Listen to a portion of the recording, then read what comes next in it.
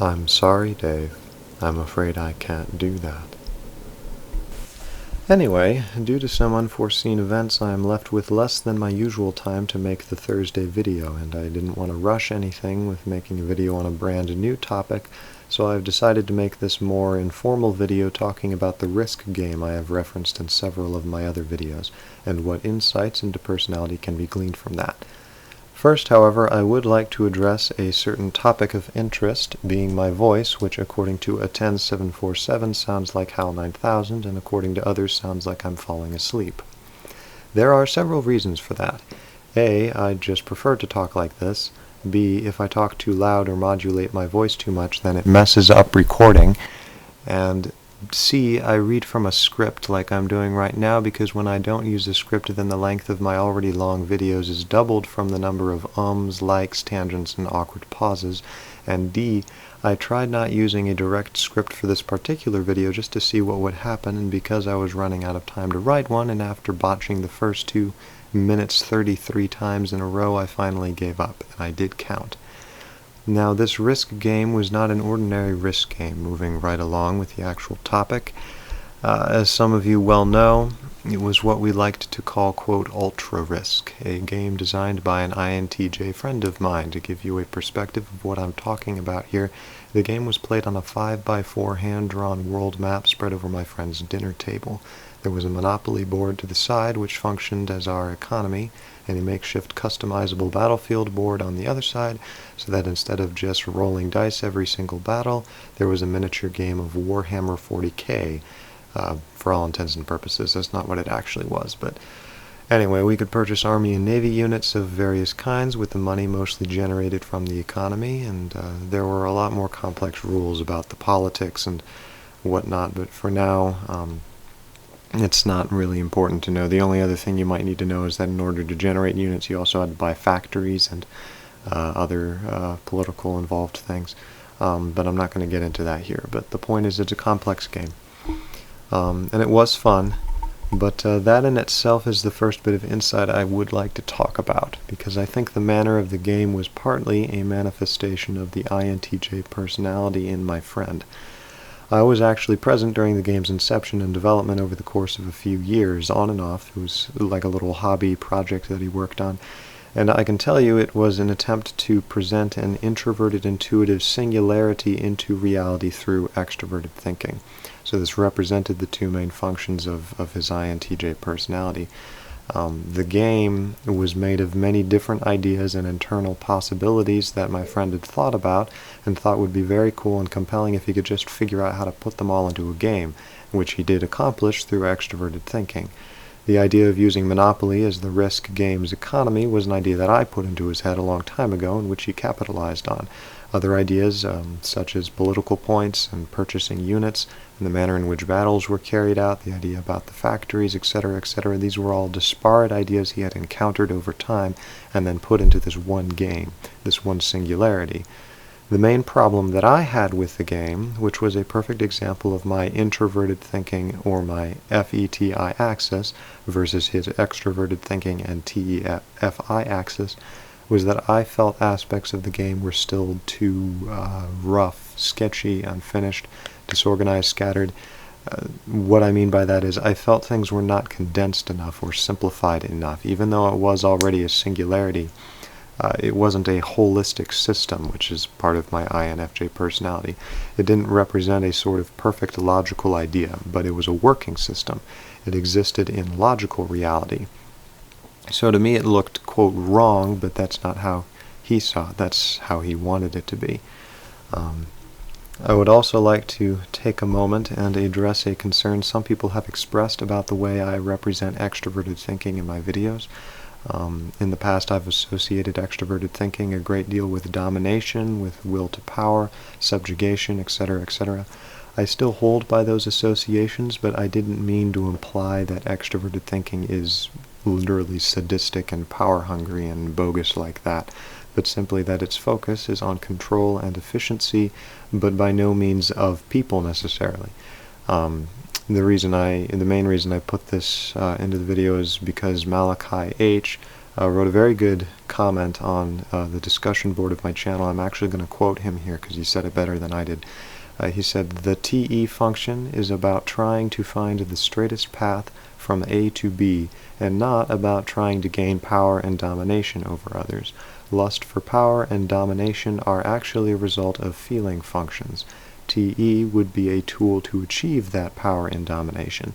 And even if an Entj has an interest in dominating and controlling others, they will try to do it in the most efficient way possible, not necessarily with a huge show of force." And you can check out the full quote, and I think he's made a valid point, because both of my friends, the Entj and Intj, were not power-hungry or control freaks in any way, but more of what he said, where they thought in terms of getting from A to B and thought in terms of seeing things in terms of their properties rather than their inherent value like I do. Continuing on, this map that I'm showing you, this shows the original territories for each player in the game. I am not going to use the philosophers' names in this particular video to refer to people, because I have limited time and some other reasons, but also you should know that the events that I'm giving are a historical account of what happened, about as accurate as Shakespeare's plays are historical accounts, meaning that all this stuff happened, but there are things I don't remember, and there's plenty of things I've embellished and taken some artistic license just to help it make more sense and hook up more to personalities. So now that we are 6 minutes into the video, I'm going to actually start talking about what happened in this Risk game. And the very first thing that happened was the ISTP began testing the borders of the INFP's Asian territory, and this started the first battle, and it was pretty quick and indecisive, partly because neither side could actually figure out the INTJ's rules. So the fighting calmed down and the smoke cleared, and we all sort of sat around for a bit and focused on getting rich and making armies and factories and stuff. Then the Esfp decided that it was high time we started playing Risk instead of Monopoly, and he launched a fleet towards Australia. He actually launched it over the Pacific, but I drew it over the Atlantic because I just messed up that part. But he wanted something real to happen in the game, and I think he was somewhat befuddled that we were all sitting around and planning our moves. This was in contrast to the ENFP in Africa, who also hosted an extroverted perceiving function, and so was hooked into reality and tended to want things to happen in reality. But in this case, she was more fascinated by the possibilities aroused from the many different combinations of units she could choose to purchase, and the multiple pathways that would open and close depending on how she positioned her troops on the board. So for her, the actual execution wasn't necessary. What she was focused on was the reality of the possibilities, and not the possibilities actually blooming yet. But for the ESFP, the whole point was the possibilities blooming. He didn't care as much about the possibilities, it's just the actual stuff happening. Hopefully that makes sense.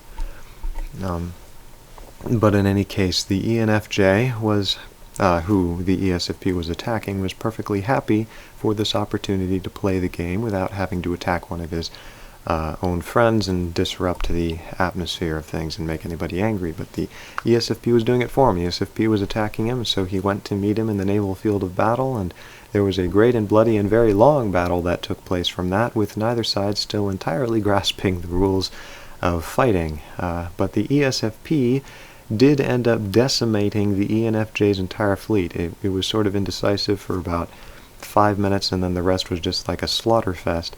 I mean, it went longer than that, but I think this is because the ESFP's TEFI was much quicker in grasping the rules to accomplish his own purpose, while the ENFJ's FETI was still hung up on how the rules worked as a whole system, or rather trying to figure that out, and how they should be played to create the best gaming experience for everyone.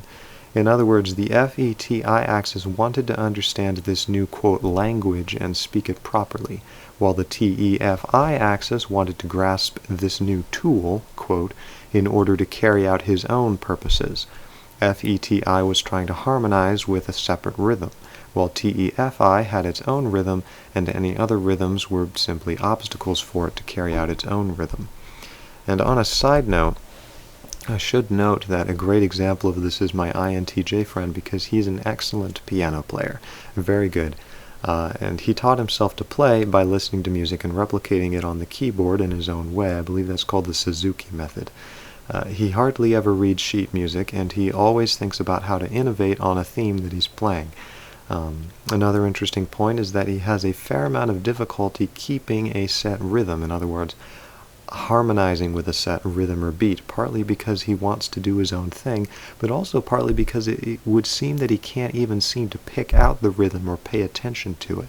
He always strays, more than anybody else. Metronomes are his worst enemy, which may or may not be attributable to TEFI. I think it was a manifestation for him. I'm not saying TEFI in general has trouble with metronomes and that sort of thing, but I thought it was interesting in him. Now, the rules were designed with a TE bent, and I think the Esfp linked up with those better, while the Enfj and also the ISTP earlier and later in the game struggled with them for longer and ultimately found them somewhat clunky and disorganized like I did, because they weren't designed with the idea of making it a coherent system. They were designed to be used as a tool. I would also like to add that I think the Esfp's in the moment SE gave him an advantage in that he was more willing to just leap into the fray and bang around until something worked, while the Enfj, though SE was present, was still more focused on NI, and therefore not nearly in the moment, but took longer to try to plan to figure out what strategy he should commit to, while the Esfp just leaped in and did stuff, and some of it worked and some of it didn't.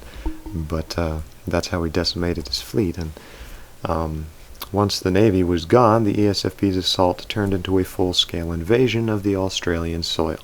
And here the Enfj did better, partly because he had time now to plan ahead here, because he had time to place an array of barbed wire and landmines and ambush parties and turrets and stuff that successfully staved off the eager Esfp from getting across the shore for a time. So now while all this was happening, the rest of us were just sort of sitting and watching and setting up our units and armies and getting situated and getting rich, hopefully.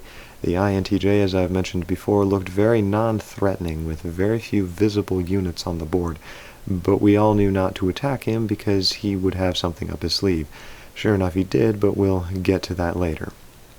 The Entj had even less units than him on the field, but he also had a great assortment of buildings and primarily factories for units that he was building up, and so no one was going to attack him. The INFP was more strident and had built up a threatening army to defend her borders, probably prompted by the ISTP's poking around, who, by the way, took more after the NTJs in keeping things simple and sparse for now. I'm going to get into why it was that I think the INFP had the biggest army on the field at this moment.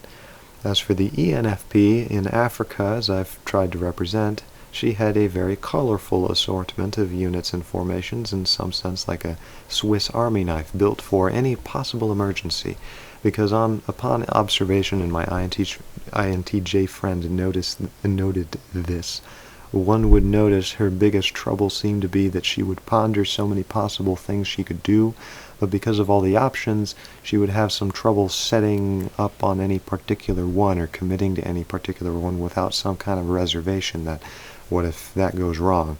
And therefore, she liked to keep her options open as long as possible. Remember, multifaceted, wanting to get all the different angles, but not wanting to commit to one yet. And the problem was that sometimes this ended up risking her fumbling the whole thing. Also, there was the INFJ, and yes, that was me, and because I wrote this very quickly, I'm probably going to switch between third person and first person, so just bear with me for that. But that was me, and I had trouble reconciling myself with the idea of disrupting the general feeling atmosphere of the game, because I constantly felt that there were people at the board who would take it personally if they were to be attacked, but I also did want to attack people because that was the whole point of playing the game. But in some sense, I was only willing to attack people when it was sentimentally appropriate to do so, and not when it was in my own best interest. You could say that that's FE versus TE to some point. So I did set to work creating a very nice protective navy and lots of landmines and barbed wire, kind of like the ENFJ did, so there might be a similarity there. Now it is interesting to note at this point in the game that the two richest players, if I remember correctly, were the Intj and infj. I think partially because we tended to be the most thrifty in purchasing units, at least for now. And this is important because the Enfj, now without a navy and in peril on the battlefield, held a secret conference with me, the Infj, in which he pleaded for some backup money or troops or something. Now, the reason I bring this up is because it's very interesting, because later on the Esfp would also come asking me for money, and there's a significant difference in how the two of them asked me for it. The Enfj appealed with extroverted feeling, meaning he naturally thought in terms of what I was feeling and was trying to reach out with his own feeling to touch that and affect it in sort of a game of give and take. He said essentially to, how are you doing in the game? You know I'm in a tight spot, and you seem to have a lot of money, and I don't want to be begging you for anything because I know you've got other stuff that you're thinking of building, but maybe I can do something for you in return. And how would you feel about giving me some help here? I'm in a tight spot. Is there any chance you could spare something? But I'm not going to push you. I'll owe you a favor if you'd like that. You see, he's always focusing on how am I feeling and how can he work with that to get what it is that he needs. And not in a manipulative way, that's just how he naturally thought. He was focused on my feeling, not his. The Esfp, on the other hand, not in any selfish way or self-absorbed way, it was just an FI way. I don't know quite how to describe it, but he asked me for money by telling me how he was feeling and what his problems were, and not trying to work with me in any way, but simply presenting what his situation was as honestly as possible. And then it was going to be completely up to me if, in my own goodwill, if I was going to help him out. And obviously if I didn't, then he would be kind of like, well, brr, brr, you're a jerk. But, you know, not really, and I'm not saying FI does that, but his feeling focus was more on him and kind of I mean, this sounds somewhat derogatory, but getting me to pity him without really realizing it. Now, in any case, the INFJ, that's me, felt very aware, whether correctly or no, of the multiple feelings going around the room of both the ENFJ and the ESFP, and couldn't help but pass some sums under the table. So in this case, it was passing sums under the table to the ENFJ, which did end up helping him to halt the invasion. And unfortunately, a third of Australia was already conquered by the ESFP, but it did stop him for a little bit. Meanwhile, I wanted to do more than just sit around and build ships and sell arms to other countries, so I made my navy even bigger and tried poking the border of the INFP's empire, and saw that there was an abrupt shift of troops from the INFP's empire from one end of the country to the other end, and my poking very quickly stopped. Meanwhile, the ESFP had some success on the monopoly table, and that helped him pour out a new wave of troops into Australia, and the ENFJ was now out of the funds that he'd already spent. His barrier was broken, and he didn't want to ask me again, and no one else was willing to help him and considered him a lost cause, and in the end Australia entirely fell into the hands of the ESFP, and that pushed the ENFJ onto New Zealand and a peppering of the Pacific Islands that he controlled. Now, this ESFP was still a tad frustrated that nobody but him was doing anything, and decided it was high time to kick the hornet's nest to see what would happen, meaning he tried invading the INTJ's territory. He took Mexico without a struggle. It was like the INTJ just kind of gave it to him. But by then the INTJ had assembled a fleet of ships in Florida very quickly, and that went through and stopped up the Panama Canal, made a blockade, and cut Mexico off from South America. He then squashed Mexico between his two fingers and snapped it like a twig, and then proceeded with the rest of his army, which he'd built up in North America and the United States, and just swept down through South America, and stung, if you will, the poor ESFP into submission, and left him only Argentina and Chile to sit in. Now, about the same time, the ENTJ finished with his last factory, and within one turn generated the biggest army in the world at that time. I mean, the thing was massive, and we're still not sure if he somehow miscalculated and generated more units from his factories than he was supposed to, but once again, that's TE over TI. Not that he was cheating, but that he was just thinking, well, if I exploit this, then I can get this many troops on the field, and it's not my problem if that wasn't exactly intended in the rules. That's just what I saw. Now, his country claimed it was protecting the Intj from the Esfp threat. Of course, that was clearly a joke, seeing what the Intj had already done.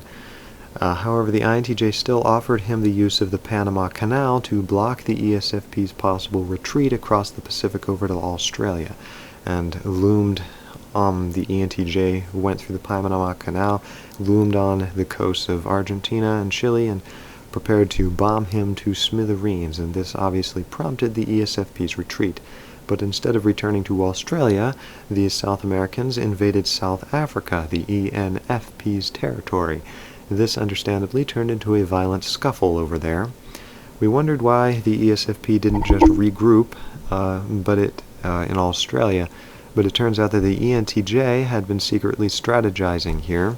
He forced the Esfp in that direction by using the Panama Canal, and then secretly offered him funds for him to make an assault on South Africa, and promised him a share of that land. This later played to the Entj's advantage, as it would catch Africa between two fronts, Europe and South Africa. Now, there was another huge advantage, though, and that was that the Esfp, in order to attack Africa, managed to evacuate Argentina and Chile, leaving them easy targets for either the Intj or the Entj. This made for a very tense standoff, as the Intj knew this would be a chance for the Entj to get a parasitic hold of his soil. The infj, however, wanting ever so desperately to fight and play the game without hurting anybody's feelings — this is the infj, that's me — so I declared that no one could hurt my best friend, the Intj. He was my good friend, and as the Entj was possibly threatening the best interest of the Intj, I sent a naval blockade into the middle of the Atlantic in order to block any reinforcements that the Entj might send from Europe down to South America to bomb the Intj. And that actually was successfully decided not to try to break my blockade, and the Entjs kind of sat there with a Cold War for a while until eventually the Intj did take that land, but that wasn't until later. Now, meanwhile, the Esfp was successful in conquering the southern tip of Africa by means of a secretly funded blitzkrieg from the Entj, where he began replenishing himself for the next assault there as he held South Africa. However, his war was fought somewhat less frugally than the Entj had intended, and he refused to provide any more funds for the Esfp. This is when he turned to the infj, me, for help, not wanting to just get eaten by the ENFP while he was still weak, which she was planning on doing and was getting ready to do. Now, the infj was aware of other out-of-game debacles going on between the players and decided that there were more important things than just winning the game, and so I did end up funding the Esfp too. This is going to be a reoccurring theme in this game, by the way. Is people begging me for help and I obliging for various reasons. The Entj, by the way, decided to give up on South America for now and began directing his war on two fronts. The one was to go and take over the ENFJ's islands and basically just get him out of the game, which were getting ready to take back Australia. He had been regrouping over in those islands and was getting ready to take back his land, but now the Entj was blitzkrieging over there. So in response, I ended up sending down half of my blockade to Australia and put them under the ENFJ's control, and he was able to use them to block the attack from the Entj, while the other half of the blockade I used to begin bombing the Entj's forces, because he started sweeping down into North Africa to try to start pinching on the ENFP, but I bombed his coast to try to stop that, because I felt kind of bad that I had funded the Esfp and I liked the ENFP. So when the shooting was all done, the Entj had only conquered a fraction of the ENFJ's islands and only a part of northern Africa, and he had to stop and replenish his forces. At this time, the Intj finally moved into the South American lands. And also at about this time, the ISTP had complained to the ever-sympathetic INFJ that she wanted to participate in all these wars too, but was getting crushed by the Intj and the economy, and this was the beginning to become a problem for everybody, actually. as while we had all been playing Risk with the Esfp, the Intj had been focusing his efforts on playing Monopoly and had begun setting up hotel traps that were threatening to become deciding factors in the war. He was actually starting to affect these other wars and keep people from fighting. Now, the only one exempt from that was the infj, because the Intj was best friends with me and didn't really feel like taking my money, so that was kind of good for me, at least for a while. So the infj, me, gave some funds to the Esfp under the table with the request that she use them to get the Entj out of the enfj's lands. However, before doing so, the Esfp used the funds that I just gave her in order to seal a treaty with the infp, who was extremely wary of the blitzkrieg from the Entj at her doorstep. So those two formed an Asian alliance, and with support from the infp's armies, the Esfp began an assault on the Entj down in the enfj's islands. That's a mouthful. Now, this prompted the Entj to begin attacking the infp's border over on the other side, and that was ineffective. And the reason why is very interesting, and that's the last point I'm going to make in this part of the Risk game videos. You've probably noticed that the infp through this whole time has had quite a large army, though not as big as the Entj's, and this is because A, the infp was in fact the Entj's sister, and was already more familiar with the rules, and B, the strategic aspect of her extroverted thinking was relatively developed by being around her brother so much, and C, she actually had very little money because she had spent it all near the beginning of the game in order to purchase units, but we didn't know that at first, which was part of why she wanted money from the Esfp in order to seal the deal, so that she could, survive, and wouldn't go bankrupt if she landed on one of Intj's hotel traps. In another example, when playing Magic the Gathering, for instance, this same infp loved making her creatures really, really huge very quickly with special spells, and then plowing through anybody who poked her or was weaker than her, rather like her brother often did, or seemed to do.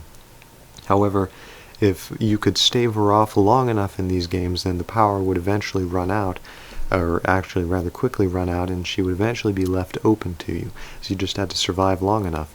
And this is what I watched the Entj do before in such a game, and he was doing it again, I think, is that he wasn't really trying to blow through her, but he was just wearing her out until he could be able to take her without losing as many of his creatures. In other words, I think that it's possible that one manifestation of inferior extroverted thinking, and that's something some people have asked me about, I think one way that's manifested is of the user of it going overkill, of going into overdrive in their having kind of some of that dominance, and not in the sense of controlling people, but putting a bunch of pieces on the board that show a force. Rather like the extroverted sensation in an infj and Intj can go overkill, tends to overshoot their target and exhaust themselves. But I don't have a lot more evidence for that. I just think it's an interesting idea. If any of you want to confirm that or tell me I'm crazy, feel free. Now, I'm going to leave you on a cliffhanger so that you'll actually want to watch the next one, because in any case, the infp used that money from the Esfp, bought up her own large army to keep the Entj at bay, though it only looked big, and I don't think the Entj was actually that scared of it. And so what's about to happen is around then the enfp finally started assaulting the Entj's land from the bottom, and that's where I'm going to leave off there, because there's going to be a massive war, as you can tell, between the Entj and the infp, and now the enfp is trying to come up, and oh no, will the Enfj be wiped out or not? You'll just have to wait until next time, because this is the longest video I've ever made, and some of you are probably asleep by now, but I hope that there was some interesting information in there for you. I will I'm hoping that I'm not just going to make the next week's video be part 2. I will hopefully do this in between now and then, and have a separate video on a new topic this coming Thursday. So let me know what you thought of this, and if you have any questions or anything that you're confused about, or if you hated this video, be sure to let me know that too. For any other reason besides my voice, because I do apologize if it makes people fall asleep, but it's just this is how I talk. So if there's anything in the content or the fact that it's 30 minutes long, that you don't ever want me to do again, just let me know about that. But otherwise, thank you so much for the support. Thank you for, really thank you for everything. Thank you for watching my videos and for the compliments. I'm glad I've been able to be useful to you, and I will see you in the next video. Thank you.